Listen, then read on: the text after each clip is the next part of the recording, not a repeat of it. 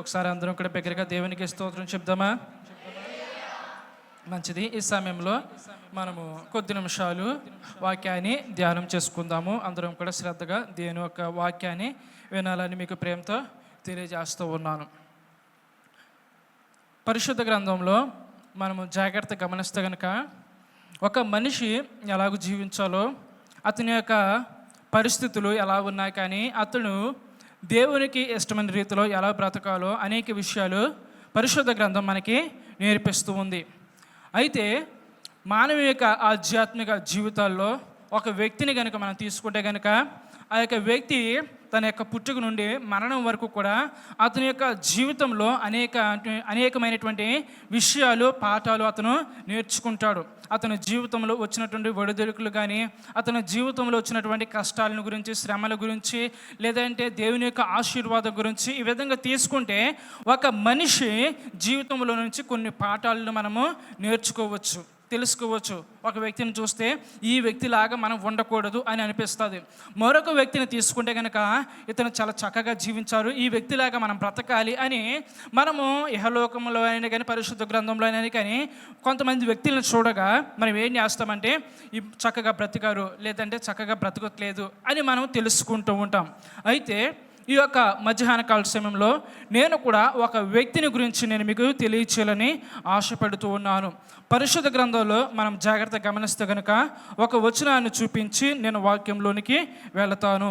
ఆది కాండము 16వ అధ్యాయము మొదటి నుండి మనం చదివినట్లయితే అక్కడ ఒక స్త్రీ మనకి కనపడుతుంది. నేను చదువుతున్నాను, చూడండి. అబ్రాహాము భార్య అయిన శారాయి అతనికి పిల్లలు కనలేదు. ఆమెకు హాగరు అను ఐగుప్తురాలైన దాసి ఉండెను. కాగా శారాయి, ఇదిగో నేను పిల్లలు కనకుండుట యెహోవా చేసి ఉన్నాడు, నీవు దయచేసి నా దాసితో పొమ్ము, ఒకవేళ ఆమె వలన నాకు సంతానము కలగవచ్చునని అబ్రహాముతో చెప్పెను. అబ్రహాము శారాయి మాట వినిన. చాలండి. ఇక్కడ మనం జాగ్రత్తగా గమనిస్తే కనుక చదివినటువంటి వాక్యంలో ఒక స్త్రీ కనపడుతుంది. ఆమె ఎవరు అంటే కనుక హాగరు. ఎవరండి? హాగరు. మరొకసారి చెప్పండి, ఎవరవిడి? హాగరు మనకి ఇక్కడ కనబడుతుంది. ఈ మధ్యాహ్న కాల సమయంలో హాగరు గురించి నేను మీకు తెలియచేయాలని ఆశపడుతూ ఉన్నాను. స్థితిని మరచి గర్వించినటువంటి హాగరు. ఎవరు చెప్పండి? స్థితిని మరచి గర్వించినటువంటి హాగరు. ఈరోజు మనము ఈ స్త్రీ ద్వారా, హాగరు ద్వారా మనము ఈ యొక్క అంశాన్ని మనం ధ్యానం చేసుకుందాము. దేవునికి స్తోత్రం, హల్లెలూయా. మనం జాగ్రత్తగా గమనిస్తే కనుక ఈ యొక్క 16వ అధ్యాయంలో మనకి స్త్రీ ఎవరు? హాగరు మనకి ప్రత్యక్షమయ్యింది. అయితే హాగరు అనేటువంటి మాటకి అర్థము ఏమిటంటే కనుక పారిపోవుట. ఏమిటండి? పారిపోవుట. హాగరు అనగా అర్థం ఏమిటంటే పారిపోవుట అని వస్తుంది. అయితే ఈ యొక్క 1వ వచనంలో మనం చూస్తే కనుక ఈమె ఎవరు, ఈమె యొక్క పుట్టు పూర్వత్రాలు ఏమిటి అని మనం ఆలోచన చేస్తే ఈమె గురించి ఒకటే మాట ఇక్కడ రాయబడి ఉంది. ఆమె ఎవరు? ఐగుప్తీయురాలు. అంటే ఐగుప్తు పట్టణం నుండి వచ్చింది. మనం జాగ్రత్తగా గమనిస్తే కనుక చరిత్ర గురించి మనం తీస్తే కనుక ఈమె గురించి డీటెయిల్గా అయితే చరిత్రలు కూడా ఎక్కడ కూడా రాయబడలేదు. కేవలము కొన్ని సిద్ధాంతాలు ఏం చెప్తున్నాయి అంటే కనుక హాగరు ఐగుప్తులు రాజుగారి దగ్గర, ఫరో దగ్గర ఉన్నటువంటి ఒక దాసి. అయితే ఈ యొక్క శారాకి బహుమతిగా ఆ దాసిని ఇచ్చారు అని ఒక సిద్ధాంతం చెప్తుంది. మరొక సిద్ధాంతం ఏం చెప్తుందంటే ఈ యొక్క హాగరు ఫరో యొక్క కుమార్తె.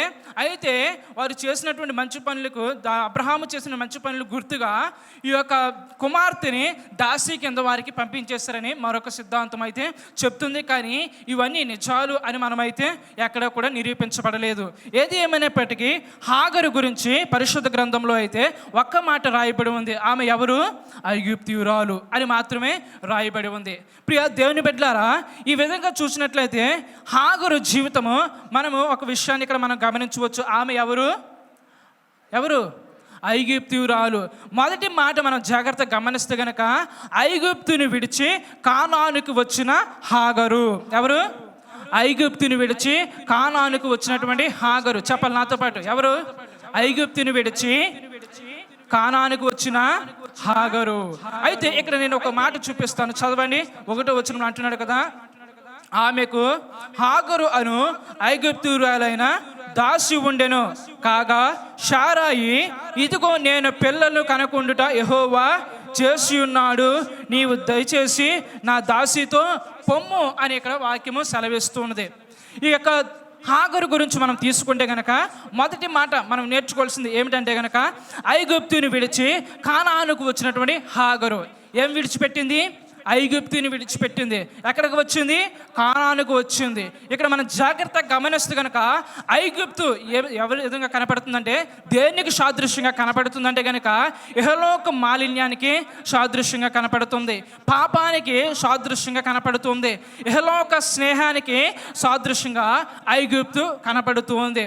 అయితే హాగరు ఏం చేసిందంటే ఇహలోక పాపాన్ని విడిచిపెట్టి అనగా ఐగుప్తుని విడిచి కానానుకి వచ్చింది, అనగా దేవుని యొక్క రాజ్యానికి వచ్చింది. మన యొక్క ఆధ్యాత్మిక జీవితాల్లో కూడా మనము కూడా ఈ లోకాన్ని విడిచిపెట్టి మందిరంలోనికి రావాలి. ఈ లోకంలో ఉన్నటువంటి లోక పోకడలను విడిచిపెట్టి ప్రభువును మనము వెంబడించాలి.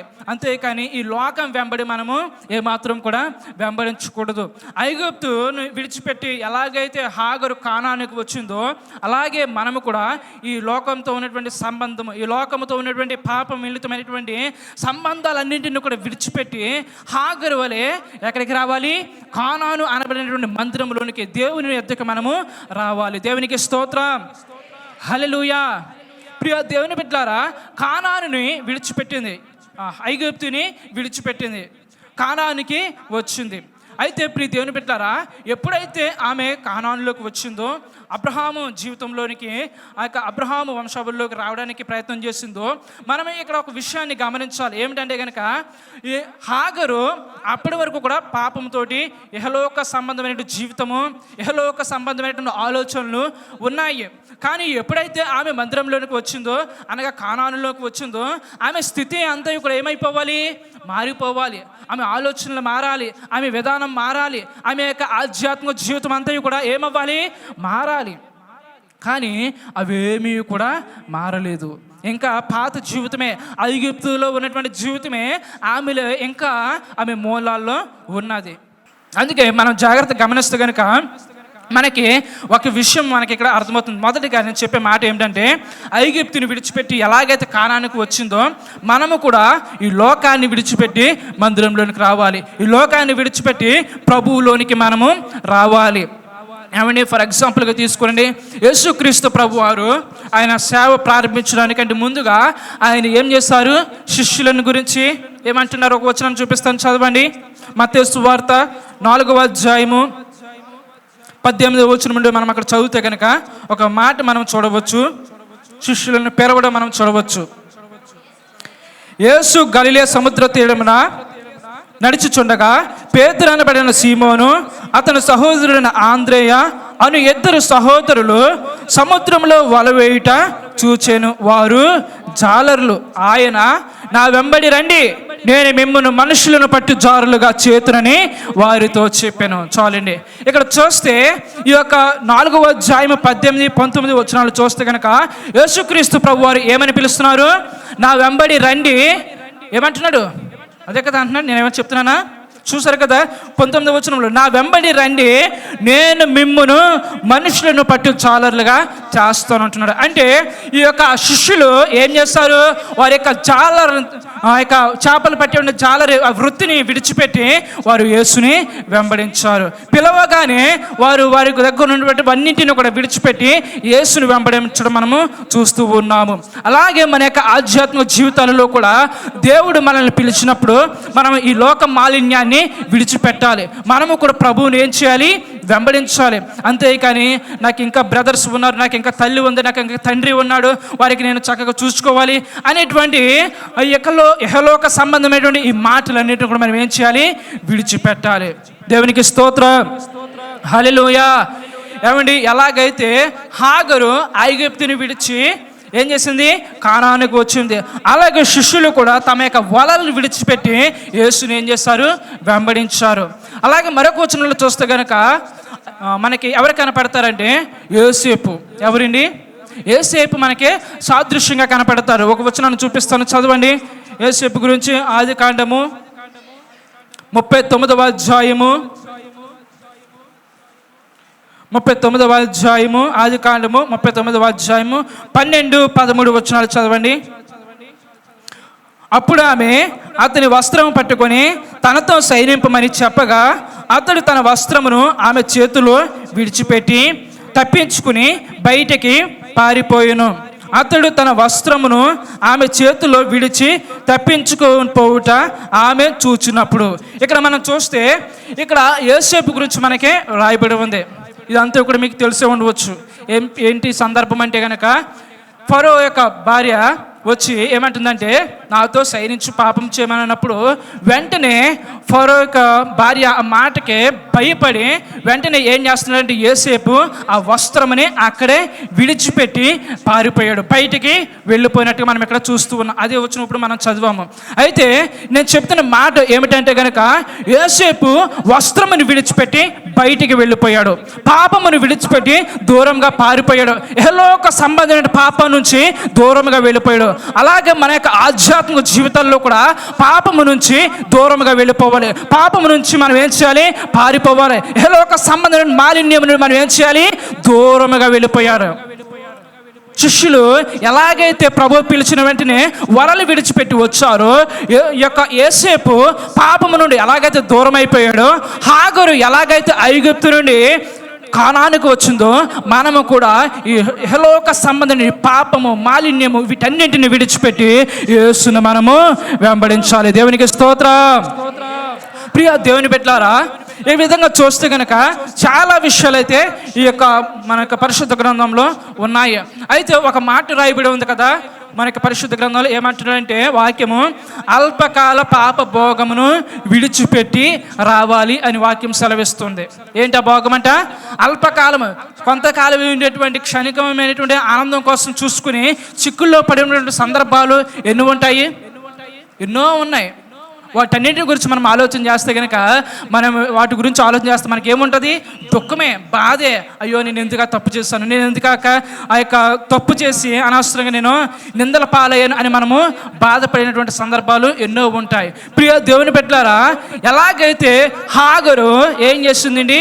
ఐగుప్తుని విడిచిపెట్టి కానానికి వచ్చిందో, మనము కూడా ఏం చేయాలంటే పాపమును విడిచిపెట్టి కానాను అనబడినటువంటి మందిరంలోనికి యేసుక్రీస్తును మనము వెంబడించాలి. దేవునికి స్తోత్రం. హల్లెలూయా. ఒకసారి బిగ్గరగా చెప్దామా? హల్లెలూయా. కనుక ప్రియ దేవుని బిడ్డలారా, మనము ఈ లోకంలో ఉన్న సమస్తాన్ని కూడా విడిచిపెట్టాలి. వాటి వెంట మనము పరిగెత్తకూడదు. అందుకే కదా అంటాడు యేసుక్రీస్తు ప్రభువారు, మీరు ఏం తిందుమో ఏం త్రాగుదుమో వాటి గురించి మీరు ఆలోచన చేయవద్దు, దాని గురించి మీరు వరి కాకండి, దాని గురించి మీరు బాధపడకండి. ఆకాశ పక్షులను చూడండి, వాటిని పోషించే వాడిని నేనే కదా, మిమ్మల్ని కూడా నేను ఏం చేస్తాను? పోషిస్తాను అంటున్నాడు. కనుక ప్రియ దేవుని బిడ్డలారా, ఏ లోకమైనటువంటి ఈ లోకం వెంబడి మనం వెళ్ళకుండా, ఐగుప్తు అనబడినటువంటి ఈ పాపం వెంబడి మనం వెళ్ళకుండా, కానాను అనబడినటువంటి ఈ యొక్క దేవుని వద్దకు మనము వద్దాము. హాగరు ఎలాగైతే వచ్చిందో దేవుని యొక్క అబ్రహాము సంతానంలోనికి, అబ్రహాముతో పాటు జీవించడానికి వచ్చిందో, అలాగే మనము కూడా దేవునితో పాటు జీవించడానికి ఉందాము. దేవునికి స్తోత్రం. హల్లెలూయా. ఇక్కడ మొదటిగా మనం నేర్చుకున్న పాఠం ఏమిటంటే కనుక విషయము, ఐగుప్తుని విడిచి కానానుకి వచ్చినటువంటి హాగరు. ఇక్కడి వరకు బాగుంది. రెండవ మాట మనం చూద్దాం. ఇప్పుడు 4వ వచనం చదవండి. ఆది కాండము 16వ అధ్యాయము 4వ వచనం. ఆది కాండము 16వ అధ్యాయము 4వ వచనం చదవమ్మా.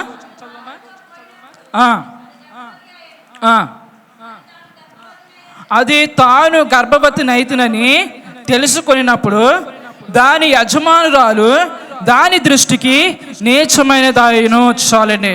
రెండవదిగా నేను చెప్తున్న మాట ఏమిటంటే కనుక, స్థితిని మరిచి గర్వించినటువంటి హాగరు. రెండవది ఏంటి చెప్పాలి? ఒకసారి నాతో పాటు చెప్పండి. స్థితిని మరిచి చెప్పాలి. ఒకసారి చెప్పండి నాతో పాటు అందరూ కూడా. స్థితిని మరచి గర్వించిన హాగరు ఏం చేసిందంట? స్థితిని మరిచింది. ఇప్పుడు చదివాం కదా 4వ వచనంలో అంటున్నాడు కదా, అతడు హాగరుతో పోయినప్పుడు ఆమె గర్భవతి ఆయను. ఓకే, ఇక్కడ వరకు బాగుంది. తరువాత తాను గర్భవతిని అని తెలుసుకున్నప్పుడు దాని యజమానురాలు దాని దృష్టికి నీచమైనది అయిపోయిందంట. అంటే ఎవరు? శారా. శారమ్మ నీచంగా కనపడిందంట. ఎవరికి? హాగరికి. అంటే అప్పటి వరకు కూడా శారాకి ఎవరు లేరు? పిల్లలు లేరు, సంతానం లేదు. అయితే శారా అనుకుంటుంది, ఏమనుకుంది? పై వచనాలు మనం చూస్తే కనుక, నాకు దేవుడు పిల్లల్ని ఇవ్వట్లేదు కాబట్టి నువ్వు వెళ్ళు అని చెప్పినప్పుడు హాగరు వెళ్ళి పిల్లల్ని కన్న తరువాత గర్భవతిని తెలుసుకున్న క్షణమే, ఎప్పుడే గర్భవతిని అయిన తెలుసుకున్న క్షణమే వెంటనే ఏం చేసిందంట? నీచముగా చూడడం ప్రారంభించింది. శారాని నీచముగా చూడడం ప్రారంభించింది. ఈమె ఎవరు? దాసి, యజమానురాలు అయినటువంటి శారాని నీచముగా చూస్తూ ఉన్నది. ఇక్కడ మనం ఒక విషయాన్ని గమనించాలి. స్థితిని మర్చిపోయింది. ఏం చేసింది? స్థితిని మర్చిపోయింది. నేను ఎక్కడి నుండి వచ్చాను, నా యొక్క పరిస్థితులు ఏంటి, నేను ఎటువంటి స్థితిలో ఉన్నాను, నాకు ఉన్నటువంటి దాసి ఉన్నటువంటి స్థితి నుంచి యజమానురాలుగా ఉండేటువంటి స్థితికి నన్ను దేవుడు నిలబెడుతున్నాడు అనేటువంటి విషయాన్ని హాగర్ ఏం చేసింది? మర్చిపోయింది. ఇప్పుడు శారమ్మ తర్వాత సెకండ్ శారమ్మ అనుకోవాలి కదా మనము. కానీ ఈమె ఏం చేసిందంటే తనని చిన్న చూపు చూడడం ప్రారంభించి హీనముగా, ఎలాగా? చిన్న చూపు కూడా కాదంట, హీనముగా ఎలాగైంది? చదివారు కదా మీరు. ఇప్పుడు ఏమంటుంది? నీచమైనది, నీచముగా చూస్తుందంట. అంటే ప్రియ దేవుని బిడ్డలారా, ఈనాడు సమాజంలో కూడా చాలామంది నిన్ను, నన్ను, మనందరినీ కూడా ఎలా చూస్తారంటే కనుక నీచముగా చూడవచ్చు, నిన్ను హీనముగా చూడవచ్చు, నీ యొక్క స్థితిని చూసి నిన్ను చాలా తక్కువగా చూసి ఉండవచ్చు. నువ్వు ఎప్పుడూ కూడా దేవుని దృష్టిలో మాత్రము ఒక ఉన్నతమైన స్థితిలో ఉంటావు. దేవునికి స్తోత్రం, హల్లెలూయా. నన్ను నీచంగా చూస్తున్నారు, నన్ను తక్కువగా చూస్తున్నారు అని మనం ఎప్పుడూ కూడా బెదరకూడదు, జడియకూడదు, బెంగ పెట్టుకోకూడదు. ఎందుకంటే నువ్వు ఆరాధిస్తున్న దేవుడు నిజమైన దేవుడు. ఆయన నిన్ను తప్పక ఒక ఉన్నతమైన స్థానంలో నిలబెడతాడు. ఇక్కడ ఈ యొక్క స్థితిని చూస్తుంటే కనుక స్థితిని మరిచి గర్వించింది ఈ హాగరు. అయితే ప్రియ దేవుని బిడ్డలారా, నేను ఇక్కడ మనకు మాట చెప్పాలని ఆశిస్తూ ఉన్నాను. ఈ యొక్క సందర్భంలో మనకి ఒక విషయం అర్థమవుతుంది. ఏమిటంటే కనుక నాశనమునకు ముందు ఏమి నడుస్తుంది? గర్వము. ఏమి నడుస్తుందంట? నాశనమునకు ముందు గర్వము నడుచును అని వాక్యము సెలవిస్తుంది. ఈమె ఏం చేస్తుంది? ఇప్పుడు చక్కగా గర్భవతి అయినప్పుడు అణిగి తన యొక్క యజమానురాలి క్రింద చెప్పు చేతల్లో ఉంటే కనుక దేవుడు ఎలా ఉందో ఆలోచన మనం ఊహించక్కర్లేదు. కానీ ఈమె ఏం చేసింది? నీచముగా చూడడం ప్రారంభించింది. అంటే ఈమె ఏమొచ్చింది? గర్వం. నాశనమునకు ముందు ఏమి నడుస్తుందంట? గర్వం నడిచింది. ఆమెకి ఏమైందంటే గర్వం అనేది వచ్చేసింది. గర్వం వస్తే కనుక ఉంటుంది, అది కుదురుగా ఉంటుందా? చదవండి ఒకసారి, వచనం చూపిస్తాను. సామెతల గ్రంథము 13వ అధ్యాయము, సామెతల గ్రంథము 13వ అధ్యాయం 10వ వచనం చదవండి. సామెతల గ్రంథము 13వ అధ్యాయము 10వ వచనము. గర్వము వలన జగడమే పుట్టును. జగడమే పుట్టును. ఏం పుడుతుంది అంటే గర్వం వలన జగడం పుడుతుంది. అంటే ఈ యొక్క హాగరు చక్కగా ఉండవలసింది పోయి తన యొక్క స్థితిని మరిచిపోయింది. నేను ఏ స్థితిలో ఉన్నాను, నన్ను ఏ స్థితిలో దేవుడు నిలబెట్టాడు అనేటువంటి విషయాన్ని ఆమె మర్చిపోయింది. ఆమెలో ఏం వచ్చింది? గర్వం వచ్చింది. ఈ గర్వము ఎంతవరకు దాడి తీసిందంటే జగడము పుట్టిందా లేదా? తర్వాత వచనాలు చూపిస్తాను. జగడాలు పుడతాయి. ఈనాడు చాలా సందర్భాల్లో ఏమంటే కుటుంబాల మధ్యన గొడవలు రావడానికి, ఏమంటే భార్యాభర్తల మధ్యన గొడవలు రావడానికి, ఇవన్నిటికి కారణం ఏమిటంటే కనుక మనుషుల మధ్య గర్వం అనేది ఉండటం. ఏమంటే మాటలను అర్థం చేసుకోలేరు, ఒకరు లోబడి ఉండలేరు. వీరి మాట నేను వినటం ఏంటి, వీరి యొక్క మాటలకు నేను అంగీకరించడం ఏంటి, లేదంటే ఒక ఉద్యోగాన్ని బట్టి ఒక వ్యక్తి చూడండి, అతనికి ఉన్నటువంటి ఉద్యోగాన్ని బట్టి చక్కగా ఉండడం మానేసి లేనటువంటి వ్యక్తిని ఎలా చూస్తాడు? హీనంగా చూస్తాడు. నీకు ఇంకా ఉద్యోగం రాలేదా, నీకు ఇంకా ఉద్యోగం పొందుకోలేదా అని హీనంగా చూస్తూ ఉంటాడు. సమాజము మనకి ఆ విధంగా కనబడుతూ ఉంది. అయితే ప్రియ దేవుని బిడ్డలారా, ఈనాడు చాలామంది బయటే కాదు సంఘాల్లో కూడా చూడండి ఎంతో ప్రార్థన చేస్తారు. మాకు పిల్లలు కావాలి, లేదంటే మాకు ఇల్లు కట్టుకోవాలి, లేదంటే మేము కష్టాల్లో ఉన్న ఆర్థిక సమస్యలు ఉన్నాయి, వీటన్నింటిని మేము విడుదల పొందుకోవాలి మేము అని ఎంతో ప్రార్థన చేస్తారు. ప్రార్థన చేసినప్పుడు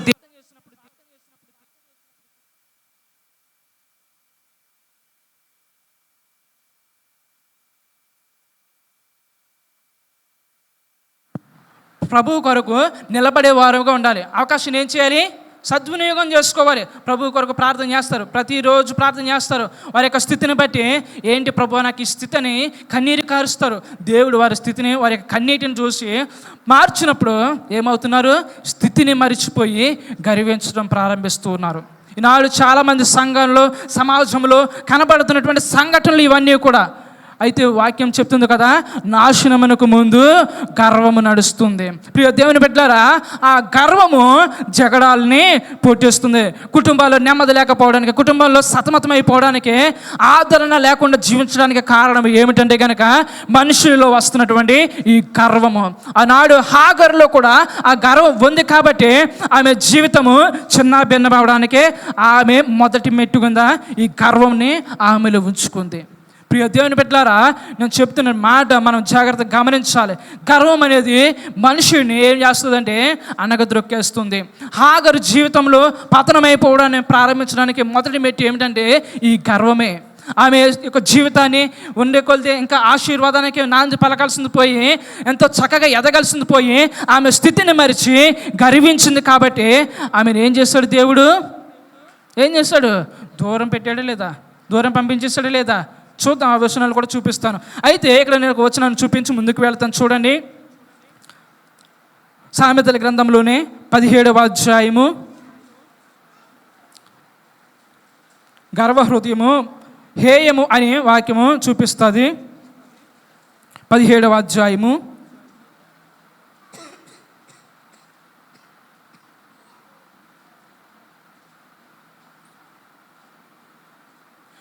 15వ వచనం చదవండి.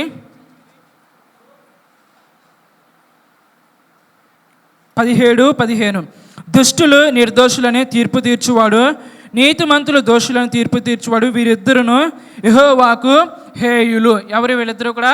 యెహోవాకు హేయులు. ఏమవుతారంట? యెహోవాకి ఇష్టం ఉండరు. అంటే యెహోవా వారిని ఏం చేస్తాడు? దూరం పెడతాడు. వారంటే ఇష్టం లేకుండా వారిని దూరంగా ఉంచుతాడని ఇక్కడ వాక్యం సెలవిస్తుంది. అంటే గర్వ హృదయం కలిగినటువంటి వారందరూ కూడా దేవునికి హేయులు అని వాక్యం సెలవిస్తూ ఉన్నది. ప్రియ దేవుని బిడ్డలారా, మన యొక్క ఆధ్యాత్మిక జీవితాల్లో మనం కూడా ఏం చేయాలంటే కనుక మన స్థితిని మనము మర్చిపోకూడదు. మనం స్థితిని, ఏ స్థితిలో ఉన్న నిన్ను ఏ స్థితిలో నిలబెట్టాడో, ఏ స్థితిలో నుండి నువ్వు పైకి లేపబడ్డావో ఆ విషయము నీవు ఎప్పుడూ కూడా మర్చిపోకుండా దేవునికి ఏం చేయాలి? కృతజ్ఞతాస్తుతులు చెల్లించాలి తప్ప వాటిని మనము మర్చిపోకూడదు. అయితే ఈ హాగరు విషయానికి వస్తే కనుక, హాగరు ఆమె ఏం చేసింది? యజమానురాల్ని, శారాని నీచముగా చూడటము ప్రారంభించింది. అయితే ప్రియ దేవుని బిడ్డలారా, ఈమె ఎప్పుడైతే ఆ విధంగా చూసిందో వెంటనే ఆమె ఏం చేశాడు? అబ్రహాము పంపించే, నీ ఇష్టం నీ చేతిలో ఉంది, నువ్వేదైనా చేసుకో అంటే వెంటనే శారమ్మ ఏం చేసింది? హాగర్ని దూరంగా పంపించేస్తుంది, ఇంటి నుండి బయటికి పంపించేస్తుంది. ఇంటి నుండి బయటికి పంపించేసిన తరువాత ఏం జరిగిందో ఇప్పుడు మనం చూద్దాము. ఆదికాండము 16వ అధ్యాయము 9వ వచనం చదవండి. అప్పుడు యెహోవా దూత నీ యజమానురాలు యొద్దకు వెళ్ళి ఆమె చేతి క్రింద అణిగి ఉండుమని దానితో చెప్పెను.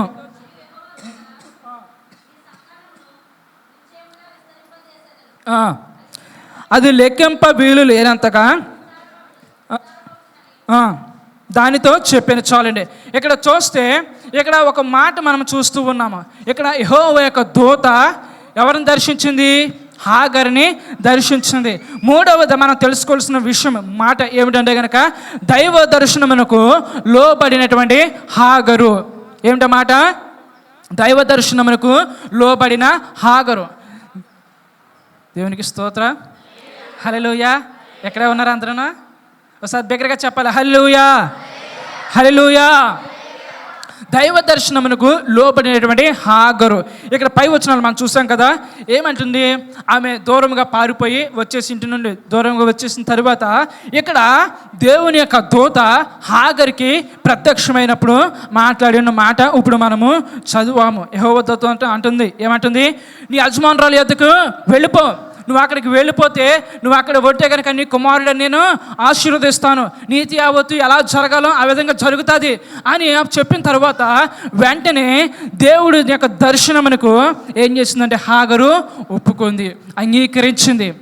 ఆ మాటకి లోబడి వెంటనే మరలా తిరిగి ప్రయాణం వెనకకి యజమానురాలు యొద్దకు వెళ్ళడం మనం చూస్తూ ఉన్నాము. మన యొక్క ఆధ్యాత్మిక జీవితాల్లో కూడా మనము దేవుని యొక్క దర్శనమునకు లోబడాలి, దేవుని యొక్క దాసులకు లోబడాలి. ఈనాడు సేవకులకి లోబడకుండా, తల్లిదండ్రులకు లోబడకుండా, పెద్దవారికి లోబడకుండా మన యొక్క ఇష్టానుసారంగా ఉంటే కనుక దానివల్ల ఆశీర్వాదం ఏముంటుంది? దానివల్ల ఏమైనా ఉపయోగం ఉంటుందా? ఆయన ఎందుకు చెప్తున్నాడు, ఆ యొక్క తల్లి ఎందుకు చెప్తుంది, మా తండ్రి ఎందుకు చెప్తున్నాడు, నా మంచి కొరేక చెప్తున్నాడు, వారి మాటలు నేను లక్ష్యం పెడితే, నిర్లక్ష్యం చేస్తే దానివల్ల ఏం ఉపయోగం అనేటువంటి ఆలోచన మనలో ఎప్పుడైనా వచ్చిందా? రావాలి. ఇక్కడ మనం జాగ్రత్త గమనిస్తే కనుక హాగరు దైవ దర్శనమునకు లోబడింది, మరలా తిరుగు ప్రయాణమై వెనక్కి వెళ్ళింది. మనము కూడా ఏం చేయాలంటే మన యొక్క నాయకులకి, సేవకులకి లోబడాలి, మన యొక్క తల్లిదండ్రులకి లోబడాలి, మన యొక్క పెద్దవారికి మనము లోబడాలి. ఏమంటే లోబడితే వచ్చేది ఏమీ లేదు, నువ్వు ఆశీర్వదించబడతావు, నువ్వు దీవించబడతావు. దానివల్ల పోయేది ఏమైనా ఉంటుందా? ఇంకా ఎక్కువగా మాట్లాడుకుంటే మనమే ఆశీర్వదించబడతాం.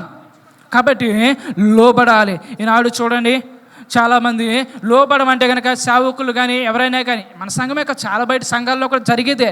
ఏదైనా లోబడమని ఒక మాట చెప్తే కనుక, లేదంటే సేవకులు మంచి కోరి ఏదైనా మాట అంటే కనుక వెంటనే పౌరుషము తన్నుకొచ్చేస్తుంది. ఆయన నన్ను ఎందుకు ఈ మాట అన్నాడు, నన్ను ఎందుకు ఈ మాట అన్నదే, నేను ఇంకా రాను, నేను ఇంకా ఇక్కడికి రాను, లేదంటే నేను వేరే దానికి వెళ్ళిపోతాను, లేదంటే నేను ఇంట్లో ఉండను, నేను బయటికి వెళ్ళిపోతాను, నా యొక్క బ్రతుకు నేను బ్రతుకుతాను అనేటువంటి వారు చాలామంది ఈనాడు కనపడుతూ ఉన్నారు. ప్రియా దేవుని బిడ్డలారా, ఇక్కడ నేను చెప్తున్న మాట ఏమిటంటే దైవ దర్శనమునకు మనము లోపడాలి. అందుకే కదా అంటాడు హెబ్రీయులకు రాసిన పత్రిక 13వ అధ్యాయము 16వ వచనంలో అంటాడు, హెబ్రీయులకు రాసిన పత్రిక 13వ అధ్యాయము 16వ వచనం చదవండి. 13వ అధ్యాయము 17 నుంచి చదవండి. నేను చదువుతున్నాను. మీ పైన నాయకులుగా ఉన్నవారు లెక్క ఒప్ప చెప్పవలసిన వారి వలె మీ ఆత్మలను కాయుచున్నారు. వారు దుఃఖముతో ఆ పని చేసిన ఎడల మీకు నిష్ప్రయోజనము గనుక దుఃఖముతో కాక ఆనందముతో చేయనట్లు వారి మాట విని వారికి లోబడి ఉండు. దేవునికి స్తోత్రం, హల్లెలూయా. ఇప్పుడు ఈ మాట మనం జాగ్రత్త తీసుకుంటే కనుక, ఇప్పుడు దుఃఖముతో చేయవద్దు అనేసి అంటున్నారు కదా. ఎవరు దుఃఖముతోటి చేయకూడదు? ఎవరు?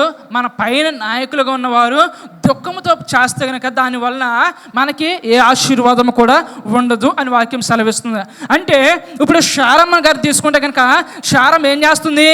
దుఃఖముతోటే కదా బాధపడుతుంది కదా. హాగరు చేసినటువంటి పనికి హాగరు నీచంగా చూడడం వల్ల ఏం చేసింది? శారమ్మ బాధపడింది, దుఃఖముతో ఉంది. దుఃఖముతోటే ఆమె ఏం చేసింది? పంపించి వేసింది. ఈనాడు సంఘంలో కూడా చాలామంది దుఃఖముతోటి మన పైన ఈ యొక్క పని చేయకూడదు. సేవకులు కావచ్చు, ఎవరైనా కానీ, మన కుటుంబీకులు, తల్లిదండ్రులు కానీ, మన ఎడల, మన కుటుంబీకుల ఎడల ఎప్పుడూ కూడా దుఃఖపడకూడదు. సంతోషంతో ఆ పని చేసేవారు కూడా, అది ఏ పని అయినా కావచ్చు. ఇక్కడ కూడా చెప్తున్నాడు కదా, ఏమంటున్నాడు? దుఃఖముతో కాక ఆనందముతో చేయనట్లు వారి మాట వినుడి. హాగర్ ఏం చేసింది? మాట వినలేదు. తన యొక్క ఇష్టానుసారంగా ఉంటుంది, ఏ నీచంగా చూస్తుంది. కానీ ఎప్పుడైతే దైవ దర్శనం ఆమె పొందుకుందో వెంటనే తిరిగి మరలా దాసురాలి వద్దకు, యజమానురాలి వద్దకు వెళ్ళడం మనం చూస్తూ ఉన్నాం. ప్రియ దేవుని బిడ్డలారా, మన యొక్క ఆధ్యాత్మిక జీవితంలో కూడా దేవుడు మనతో అనేక సార్లు మాట్లాడుతాడు. నువ్వు మరలా పూర్వస్థితిని పొందుకోవాలని, మరలా నువ్వు కానాను అనబడిన మందిరంలో ఉండాలని, దేవుని యొక్క వాగ్దానంలో ఉండాలని, దేవుని యొక్క ఆధీనంలో నువ్వు రావాలని దేవుడు అనేక సార్లు నీతో మాట్లాడుతాడు. మనం ఏం చేస్తున్నామంటే ఆ విషయాలని అలక్ష్యం చేస్తూ ఉన్నాం, నిర్లక్ష్యం చేస్తూ ఉన్నాము. ఆ విధంగా మనం ఉండకూడదు. ఇక్కడ చూస్తే కనుక ఏమంటున్నాడు?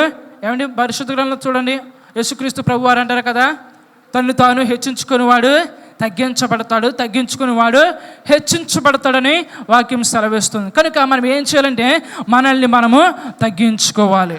మనం ఎప్పుడైతే మనల్ని మనం తగ్గించుకొని ఆయన ఆధీనంలో ఉంటామో ఖచ్చితంగా దేవుడు నిన్ను ఒక ఉన్నతమైన స్థానంలో నిలబెడతాడు. దేవునికి స్తోత్రం, హల్లెలూయా. కాబట్టి దైవ దర్శనముకు లోబడినటువంటి హాగరు ఏం చేస్తుందండి? దైవ దర్శనముకు లోబడి మరలా తిరిగి వెనక్కి వెళ్ళిందా లేదా? తిరిగి వెనక్కి వెళ్ళింది. అయితే ఇప్పుడు మనం జాగ్రత్త గమనిస్తే కనుక ఒకసారి చదవండి ఆదికాండము 21వ అధ్యాయము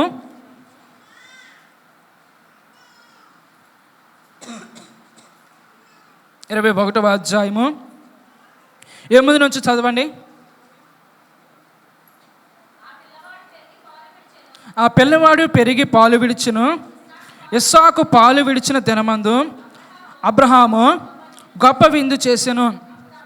అప్పుడు అబ్రహామునకు ఐగుప్తురాలైన హాగరు కనిన కుమారుడు పరిహసించుట శారా చూచి, ఈ దాసిని దీని కుమారుని వెళ్ళగొట్టుము, ఈ దాసి కుమారుడు నా కుమారుడైన ఇస్సాకుతో వారసులై ఉండడని అబ్రహాముతో ఆయన. చాలండి. ఇక్కడ మనం చూస్తే కనుక ఇక్కడ ఒక విషయం మనకి కనబడుతుంది. ఏమిటంటే, ఎప్పుడైతే ఇస్సాకు పుట్టాడో, ఇస్సాకు పుట్టిన తర్వాత గొప్ప విందు చేస్తాడు అబ్రహాము విందు చేసిన తర్వాత ఆ దినాలు అయిపోయిన తర్వాత ఈ యొక్క ఇస్సాకు తర్వాత ఇష్మాయేలు ఇద్దరు ఎలా ఉండాలి?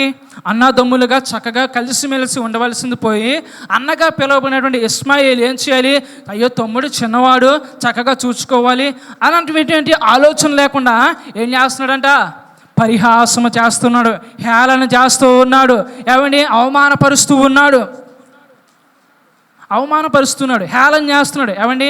తల్లిగా హాగరు నేర్పించవలసిన పాత్ర ఏమిటి? ఆమె తన యొక్క కుమారుడికి ఇష్మాయేలుకి, నాన్న నువ్వు చక్కగా పెరగాలి, నీ తమ్ముడిని బాగా చూసుకోవాలి, నీ పిల్లల్ని బాగా చూసుకోవాలి, నీ చెల్లెల్ని బాగా చూసుకోవాలి, నువ్వు చక్కగా ఎదగాలి, మంచిగా చదువుకోవాలి, నీకు ఉద్యోగం రావాలి, ఈ విధంగా నేర్పాల్సినటువంటి ఆలోచన లేకుండా అక్కడ కుమారుడు ఏం చేస్తున్నాడు? పరిహాసం చేస్తుంటే చూస్తూ ఊరుకుంటున్నారు. ఈనాడు ఎంతమంది లేరు తల్లిలాగా? నీ పిల్లోడు చక్కగా మాట్లాడుతున్నాడు. ఏమండి? కొంతమంది చూడండి, ఎవరైనా పరిహాసం చేస్తుంటే, హేళన చేస్తుంటే చూసి నవ్వుతారు, కానీ అయ్యో తప్పు నానాది అని గద్దించకుండా చూచి నవ్వుతూ ఉంటారు. ప్రియ దేవుని బిడ్డలారా, ఇక్కడ కూడా జాగ్రత్త గమనిస్తే కనుక ఈ యొక్క మాట మనం చదవం కదా. ఈ 8వ వచనంలో చూస్తే కనుక ఏం చేస్తున్నాడంట? ఇష్మాయేలు పరిహాసం చేస్తున్నాడు, హేళన చేస్తూ ఉన్నాడు. అప్పుడు మరలా ఏం చేయబడిందంటే పంపివేయబడ్డాడు. ఏం చేయబడింది? హాగరు పంపివేయబడింది. 4వ మాట, పంపివేయబడినటువంటి హాగరు దూరంగా, ఇంకా మొత్తానికి పూర్తిగా పంపివేయబడింది. అయితే పంపివేయడానికి అబ్రహాము ఆలోచన చేస్తున్నాడు. ఎందుకంటే ఇష్మాయేలు ఎవరు? తన యొక్క కుమారుడు కాబట్టి ఆలోచన చేస్తున్నాడు, ఎందుకు పంపించాలి, నా కుమారుడు కదా. బాధపడుతూ ఉన్నప్పుడు దేవుని యొక్క దర్శనాన్ని పొందుకొని మరలా నీతి యావత్తు సక్రమంగా జరగాలి.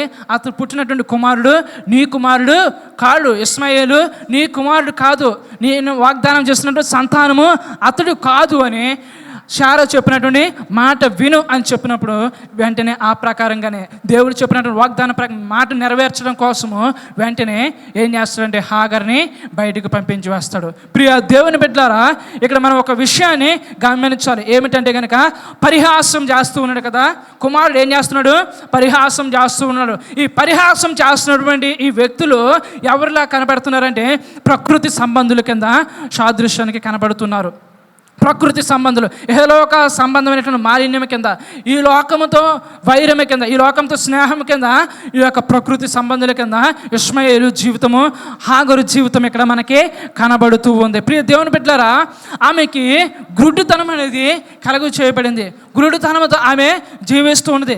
గర్వం అనేది ఆమెలోకి వచ్చేసింది. అందుకే అంటాడు కదా సామెతల గ్రంథంలో 21వ అధ్యాయంలో అంటాడు, ఏమనంటే కనుక గర్విష్ఠులకు అపహాసకులు అనే పేరు. గర్విష్ఠులకి ఏమనే పేరంట? అపహాసకులు అని పేరు ఉంది వాళ్ళకి. ఆ పేరు ఆమెకు కరెక్ట్గా సరిపోద్దేమో ఇప్పుడు. అయితే ప్రియ దేవుని బిడ్డలారా, ఇక్కడ మనం ఒక విషయాన్ని గమనించాలి. ఏమిటంటే కనుక పంపివేయబడింది, దూరంగా వెళ్ళిపోయింది. ఇంకా దూరంగా వెళ్ళిపోయిన తర్వాత ఆమె అక్కడ ఇందాక నేను చూపించినట్టు మొదటిసారి వెళ్ళిపోయింది కదా దూరంగాను, మొదటిసారి బయటికి వెళ్ళిపోయింది. అప్పుడు ఆమె అంటది ఏమనంటే కనుక మొట్టమొదటిసారిగా దేవునికి పేరు పెట్టి పిలిచింది. ఏమిటంటే కనుక ఎల్ రోయి. ఏంటి? ఎల్ రోయి అని పిలిచింది. దేవుని పేరు పెట్టి పిలిచింది. ఎల్ రోయి అంటే చూచుచున్న దేవుడు, నన్ను చూచిన దేవుడు అని ఆమె అక్కడ దేవుని పేరు పెట్టి పిలిచింది. పరిశుద్ధ గ్రంథంలో మొట్టమొదటిసారిగా పేరు పెట్టి పిలువబడినటువంటి స్త్రీ ఎవరైనా ఉన్నారంటే కనుక ఆమె హాగరు మాత్రమే. దేవుడు ఆ విధంగా ఆమెని దర్శించాడు. ఎల్ రోయి అని ఆమెని పిలవటం మనం చూస్తూ ఉన్నాము. ఎల్ రోయి అనగా నన్ను చూచుచున్న దేవుడు. అయితే నన్ను చూచుచున్న దేవుడు అని ఆమె కన్నులారా చూచి అటువంటి స్థితిలో ఉన్నటువంటి ఆమె ఆ స్థితిని, ఆ పరిస్థితిని అవన్నీ కూడా ఆమె మర్చిపోయి సరైన దిశలో కుమారుల్ని పెంచవలసింది కూడా విడిచిపెట్టి తన యొక్క ఇష్టానుసారంగా ఆమె జీవించింది.